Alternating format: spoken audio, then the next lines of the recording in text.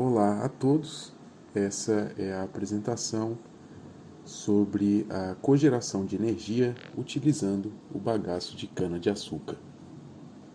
Bom, a apresentação está dividida em uma introdução, em que é apresentado um panorama do setor sucroalcooleiro brasileiro e a forma como ele pode ser direcionado para a cogeração de energia utilizando bagaço de cana.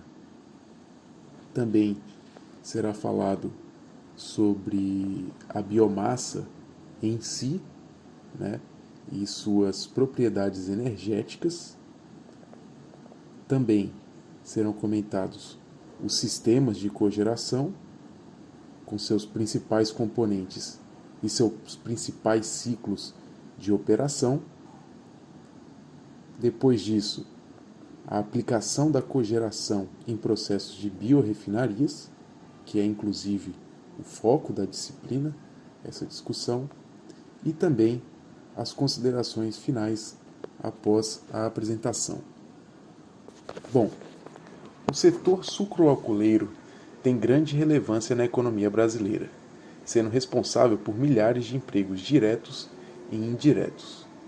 Essa importância é histórica no Brasil, né, desde os tempos da colonização, e atualmente o setor representa mais de 2% do produto interno bruto. Então tem muita tecnologia envolvida, tem muito investimento envolvido e tem muitas pessoas envolvidas nesse setor. O aproveitamento da cana-de-açúcar em sua totalidade é um fator primordial para a sustentabilidade do processo de produção do complexo sucroalcooleiro. Isso se dá principalmente por quê? Porque essa indústria ela depende de muita energia e depende de muita matéria-prima. Ao mesmo tempo, é uma indústria que produz muitos resíduos.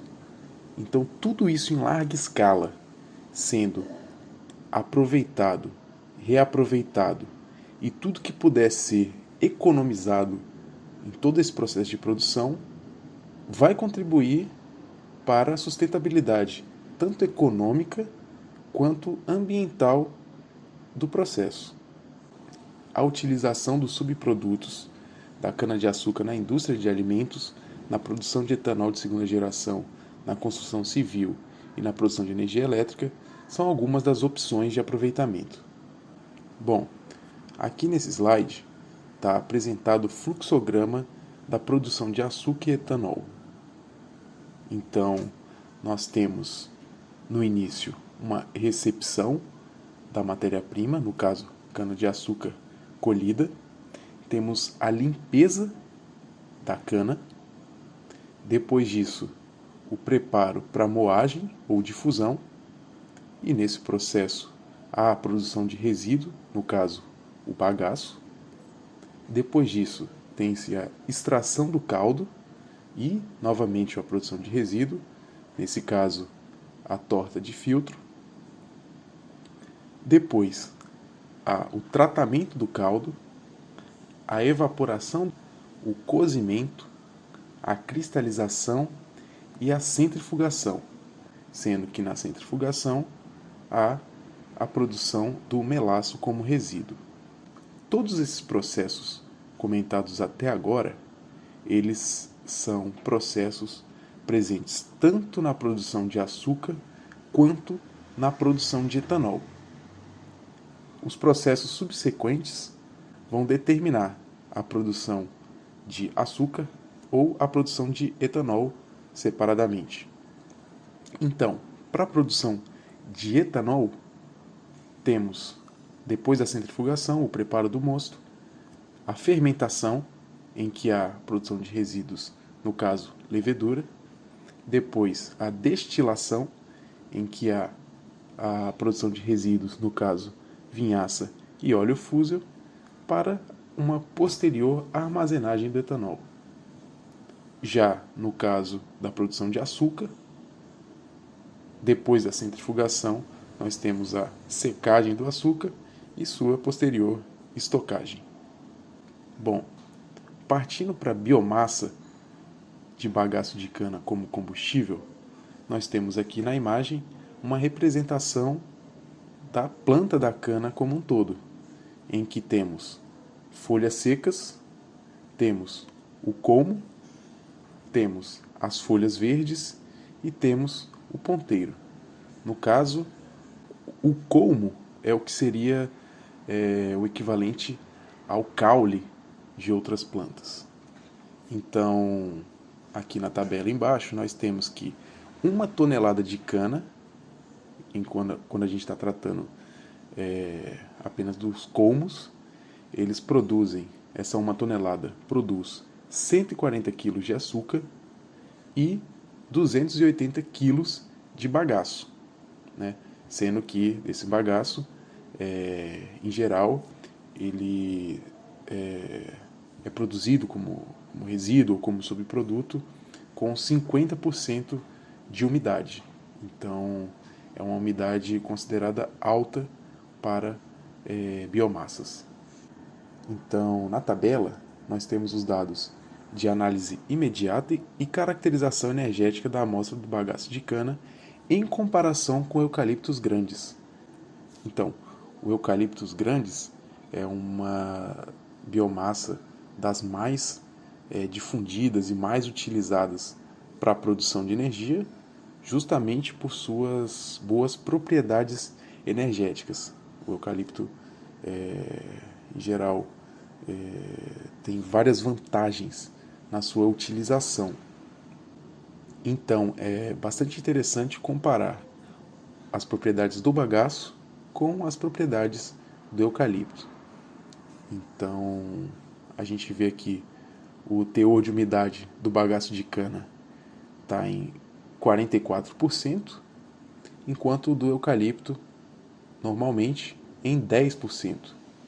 Isso mostra que o teor de umidade do bagaço de cana ele é bastante elevado em relação ao teor de umidade do eucalipto.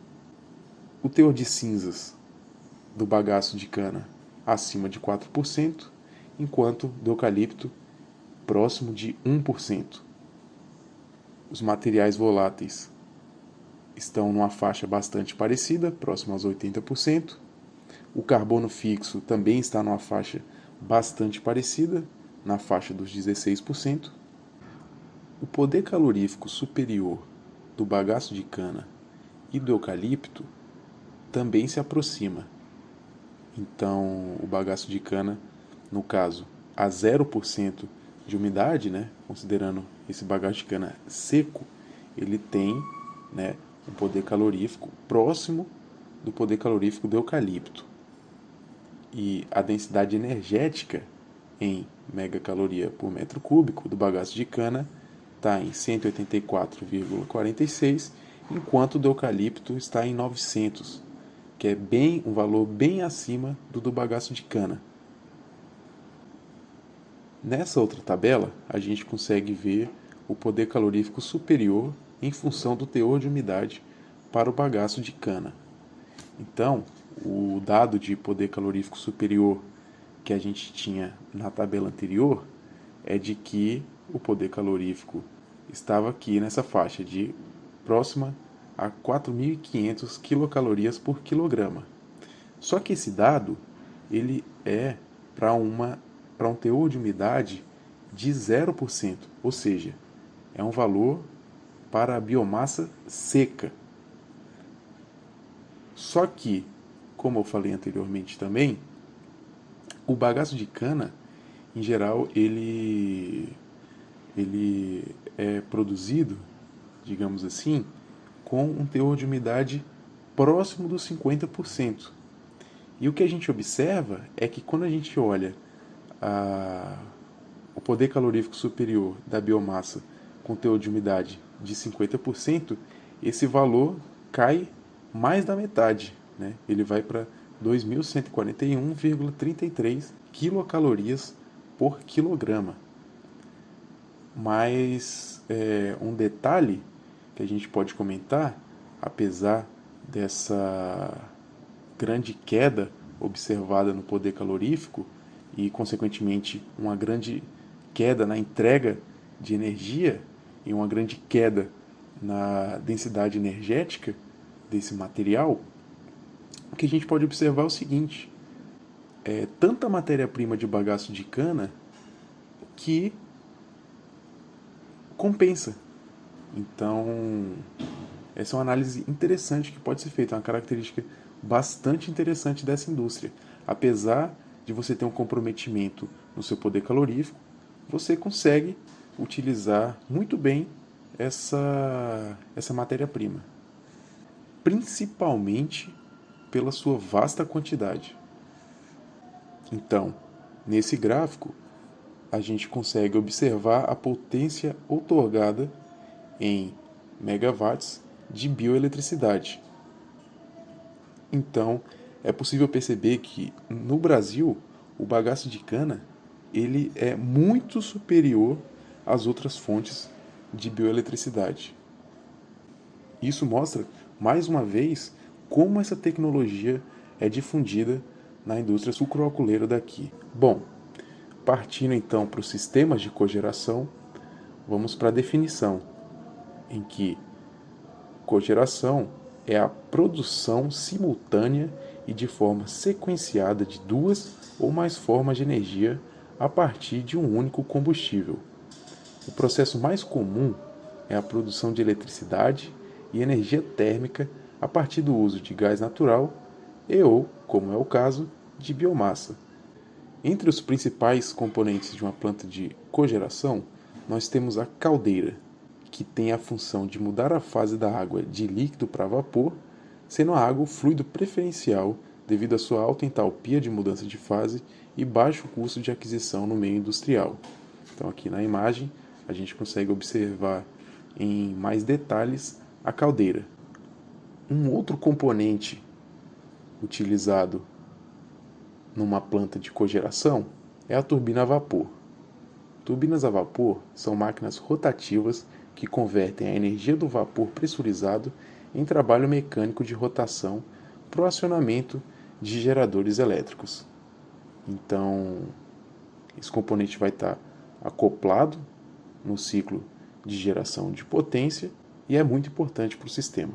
Bom, outro componente é o desaerador. Ele é um vaso de pressão que tem como função primária resolver os gases não condensáveis presentes na água que será utilizada para alimentar a caldeira. Então aí na imagem a gente consegue ver o princípio de funcionamento dos desaeradores e ele tem como função, por exemplo, tirar o ar que está no fluido de trabalho e que pode gerar problemas ao longo do sistema. Bom, nesse diagrama a gente consegue ver um esquema de geração e consumo de vapor.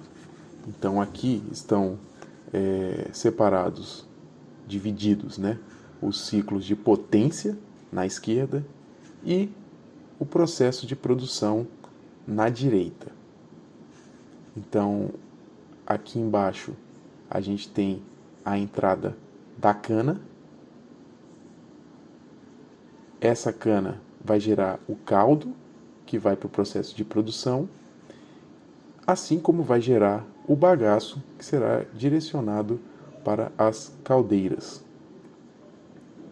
Nas caldeiras, a gente vai ter a queima desse bagaço, que vai gerar energia térmica, que vai aquecer a água de um ciclo, em geral o ciclo de Rankine, e essa água que vira vapor vai passar pelas turbinas, certo?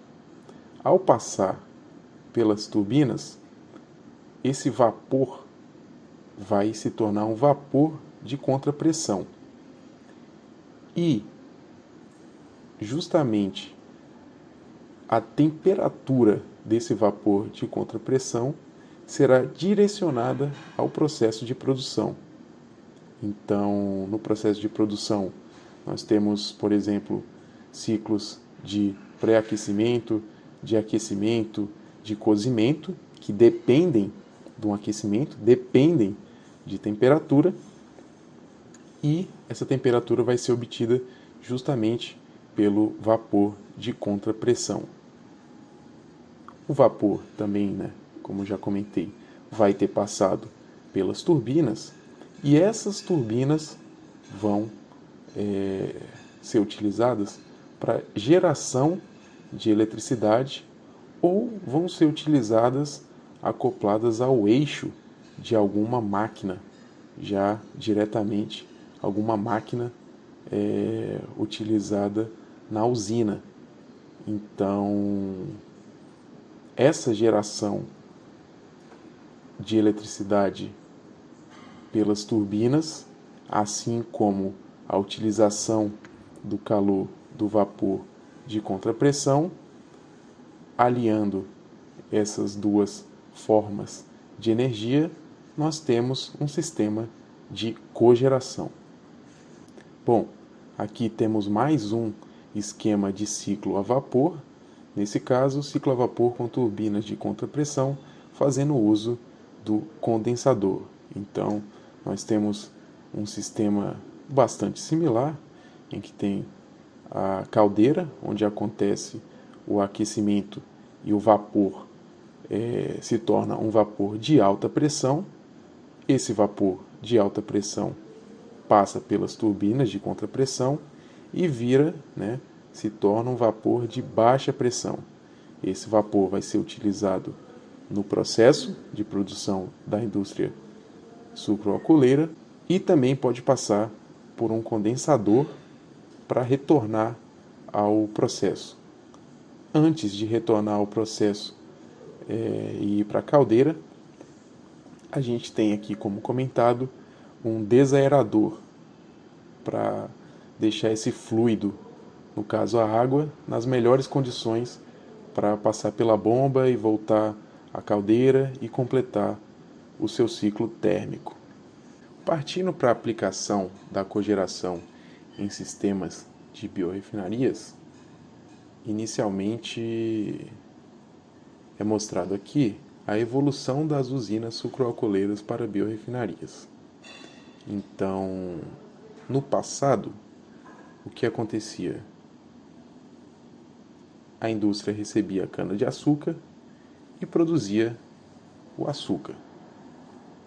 No presente, recebe a cana-de-açúcar e produz tanto açúcar, quanto etanol, quanto eletricidade.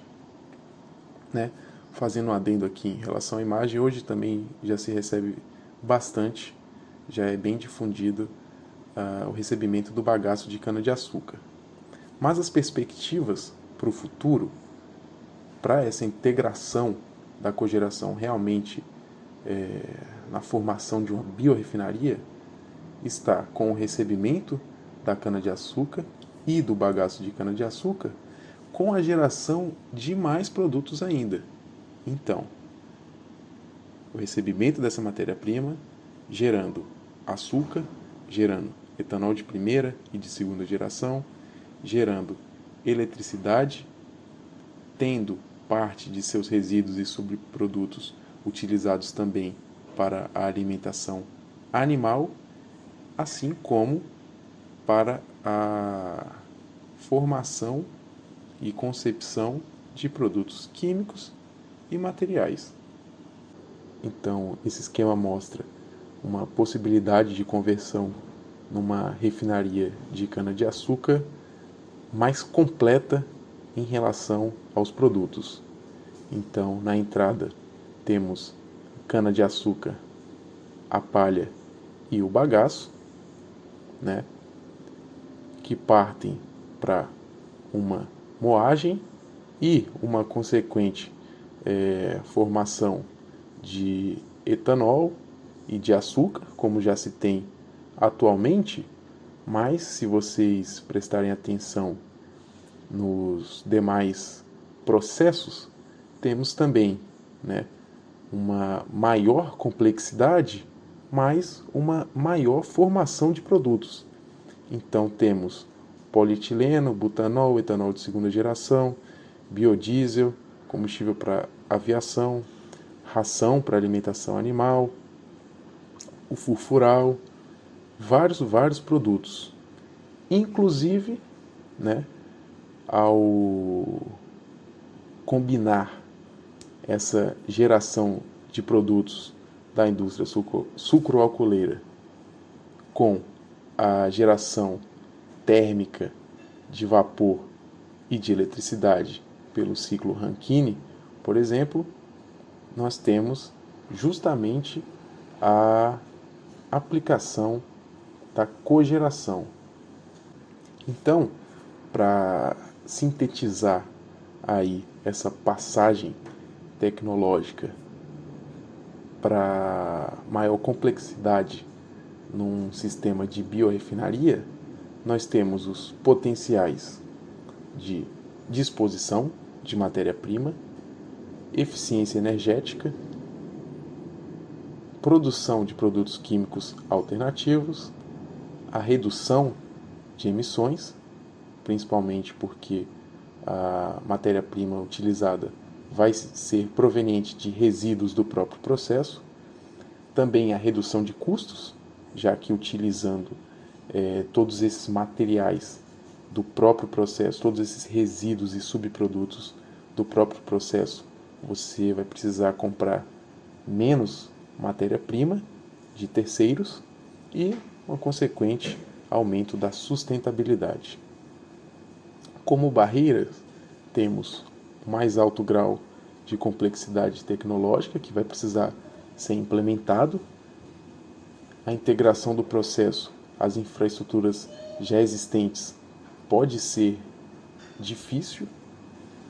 Como barreiras temos também a logística da matéria-prima, que vai precisar ser uma logística muito mais apurada para você conseguir realmente aproveitar todo esse material. E como barreira também a falta de políticas de incentivo. Então, como considerações finais, temos que, no Brasil, a cogeração já está instituída no setor sucroalcooleiro. Muitos estudos sobre o tema são realizados, envolvendo tanto a parte tecnológica dos ciclos termodinâmicos, por exemplo, quanto a avaliação econômica. Também temos que o aumento da complexidade dos processos para a conversão em biorrefinarias é uma tendência e o aumento da eficiência energética nos processos, o aproveitamento de subprodutos e a redução na emissão de gases do efeito estufa e da disposição de resíduos mostram que a cogeração é uma ótima alternativa para uma indústria mais sustentável. Muito obrigado.